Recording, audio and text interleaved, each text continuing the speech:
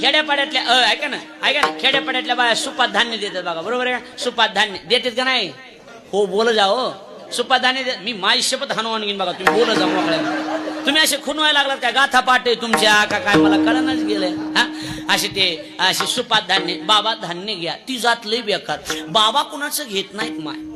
अंगाला राख लावली बैरागी झालो नाथपंथातला भिक्षा मागण्याकरता फिरत नाही बाबा, गाणगापूरला चालला माय. एक मनातली गोष्ट तुला सांगतो बाई, काळा कपडा कधी घालू नकोस.